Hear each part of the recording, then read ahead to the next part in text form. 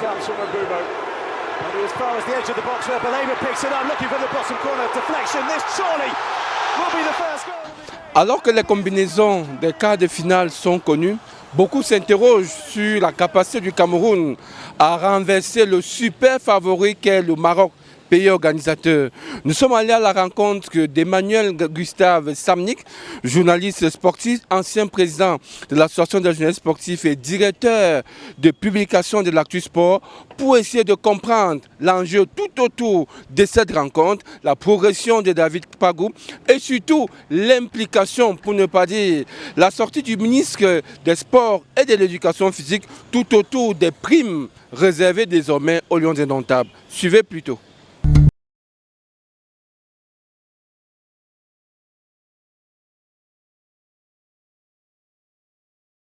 Je suis bluffé par la performance des Lions indomptables à la CAN 2025 parce que je n'ai pas forcément vu venir cette équipe avec ce niveau d'engagement, ce niveau d'intensité dans le jeu, ce niveau d'organisation, de déploiement d'un jeu collectif assez remarquable.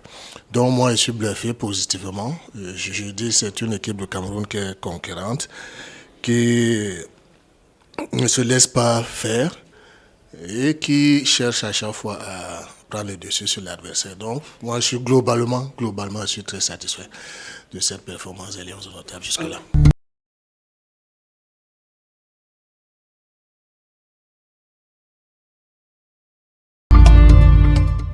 Il a d'abord fait un premier choix fort, écarter les anciens qui semblaient ne pas être en phase avec l'administration du football, et miser sur les jeunes.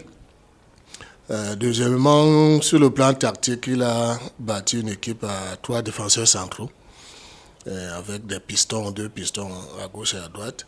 Et il se remet en cause en permanence. Vous voyez qu'il y a une sorte de turnover. Il fait des changements quand il faut, il n'attend pas quand à la dernière minute pour procéder. Et je crois que ces jeunes joueurs-là ont adhéré à son discours. C'est très important. Vous pouvez mettre toutes les stratégies en place, mais si les joueurs ne répondent pas à vos attentes, ça ne peut pas marcher. Donc, je crois que tout est parti du fait qu'il se dit j'ai une mission commando à faire, il faut que je prenne des décisions fortes. Et pour jusque-là, ça lui réussit. Il a misé sur les jeunes, ils sont des jeunes talentueux, sont compétitifs dans leur club. Et comme ils réussissent à s'entendre et à ne pas baisser le pied, à ne pas venir jouer les stars, je crois que c'est ça qui marche jusque-là.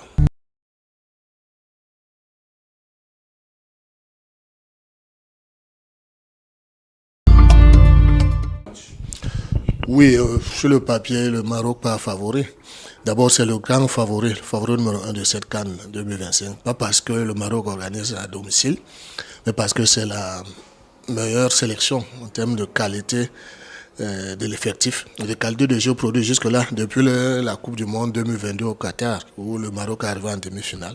Maintenant, ça va être un match difficile, parce que le favori va affronter une équipe qui est gonflée à bloc, l'équipe du Cameroun, qui part avec des certitudes et beaucoup d'atouts.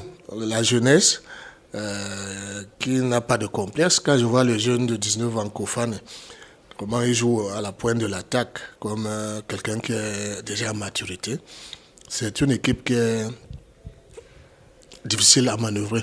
Donc ce ne sera pas une tâche facile pour le Maroc. Moi, je ne fais jamais de pronostic parce qu'au football, on ne sait jamais ce qui peut arriver. Vous pouvez être fort, avoir les joueurs talentueux, jouer bien, dominer même l'adversaire, mais à la fin, c'est l'adversaire qui vous boit. Surtout sur les matchs à élimination directe, 1-0. Moi, ce que je prévois, ce que je peux prédire, c'est que ce sera un gros match. Un gros match. Et j'espère que, étant Camerounais, donc supporter des Lions indomptables, j'espère que David Pagou et ses joueurs vont continuer sur leur lancée, jouer sans complexe, jouer sans retenue, sans frein en main, et avec l'objectif de vaincre l'adversaire.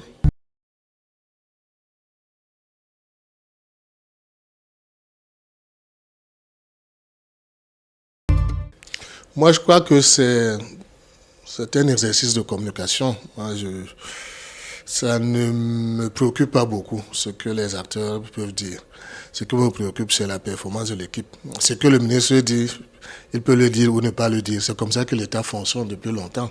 Donc l'implication de l'État dans les activités sportives, ce n'est pas quelque chose de nouveau, ce n'est pas quelque chose d'exceptionnel pour qu'on se passe du temps à épiloguer dessus. C'est comme ça que ça marche depuis, à des nuances près. Le budget a été voté par le Parlement camerounais, promulgué par le chef de l'État. Il est exécutoire. Et dans ce budget-là, il y a quelque chose qui est prévu pour l'accompagnement des équipes du Cameroun en compétition internationale. Il y a donc rien. Maintenant, les détails là.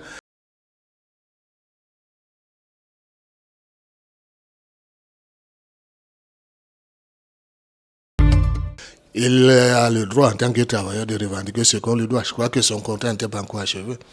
Mais ça, c'est un épiphénomène de mon point de vue.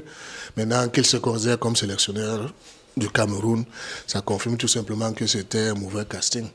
Depuis le début, c'est une catastrophe, ce monsieur, dans sa communication.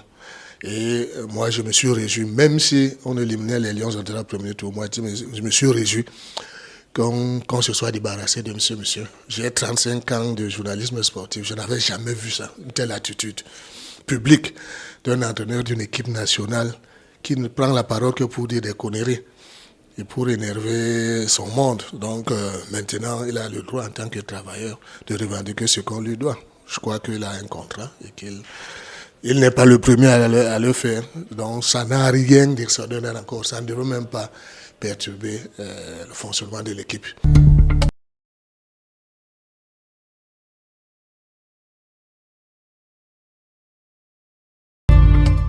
Je ne vois aucune raison pour laquelle on doit tout le temps aller rechercher de l'expertise à l'étranger pour venir diriger notre équipe nationale de football. Cela n'a pas de sens du tout.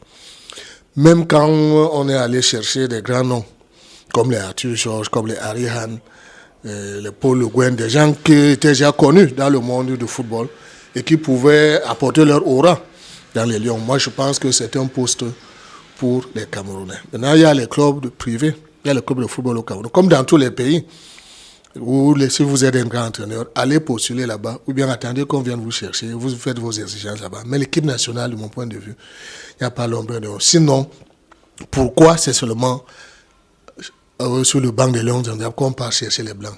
À supposer que nous sommes même incompétents, qu'il n'y a pas de technicien, personne n'est formé, personne n'a joué au foot, personne ne connaît, il n'y a que le blanc. Même les blancs becs, comme celui qui vient de partir, qui peuvent diriger.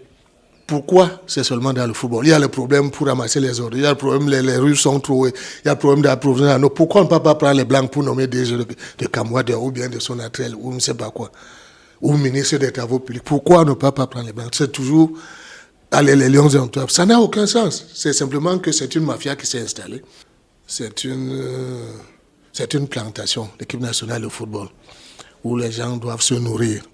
Donc, même si David Pagou gagne la CAN, ne soyez pas surpris qu'après ça, la mafia entre encore à jour pour encore aller chercher un autre mercenaire blanc pour mettre à la tête de l'équipe. Parce que moi, je soupçonne que c'est le partage des dividendes qui commande cela. Again, it goes high in the sky, as does the referee's arms, a huge cheers. David Pagou et ses poulains vont de surprise en surprise depuis le début de cette CAN marocaine. Ils vont cette fois-ci affronter le pays organisateur avec la ferveur populaire. Nous avons écouté les explications sur les tenants, les aboutissants de cette équipe camerounaise et surtout de ce coach qui défie tous les pronostics.